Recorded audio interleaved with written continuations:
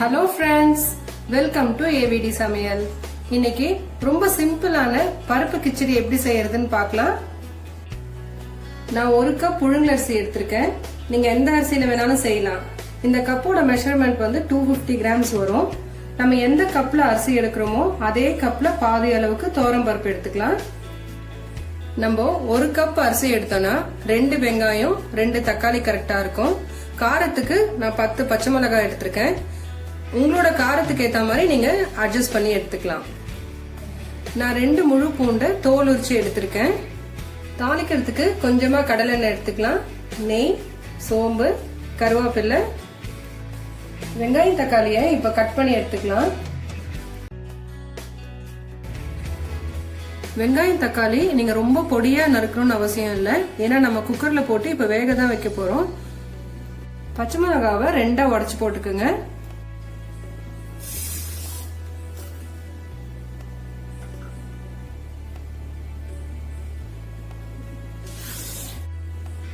இப்ப இது நல்லா கழுவி எடுத்துக்கலாம். அரிசி நல்லா கழுவியாச்சு. இதுல பூண்டை சேர்த்துக்கலாம். பச்சை மிளகாய், வெங்காயம், தக்காளி, 1/4 ஸ்பூன் மஞ்சத்தூள், 1/4 ஸ்பூன் அளவுக்கு உப்பு. நீங்க உங்க தேவைக்கு ஏற்ற அளவுக்கு போட்டுக்கோங்க.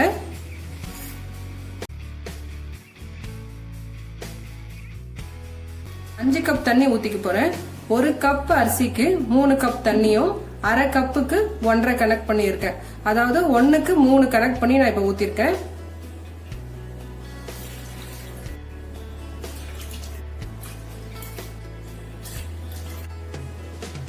நாலரை கப் ஊத்தணும். நான் ஒரு 1/2 கப் எக்ஸ்ட்ரா சேர்த்துக்கிறேன்.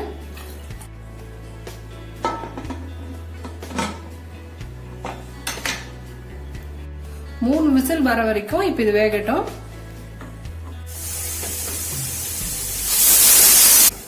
தாளிக்கிறதுக்கு கொஞ்சமா எண்ணெய்,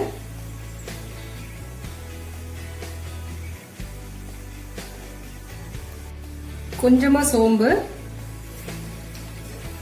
கருவேப்பிலை,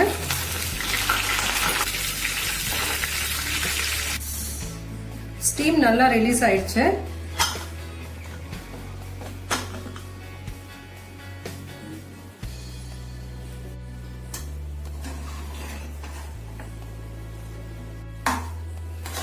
கிச்சடி வந்து நல்லா குழஞ்ச மாதிரி இருந்தாதான் நல்லா இருக்கும்.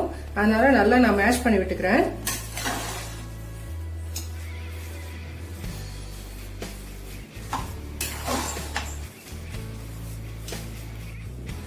தாளிச்சு வச்சிருக்கிறத இப்ப இதுல ஊத்திக்கலாம்.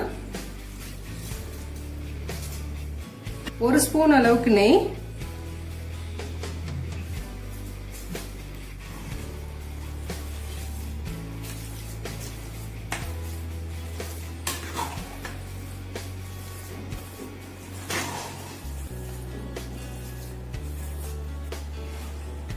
நம்மளுடைய சூப்பரான பருப்பு கிச்சடி ரெடி ஆயிடுச்சு.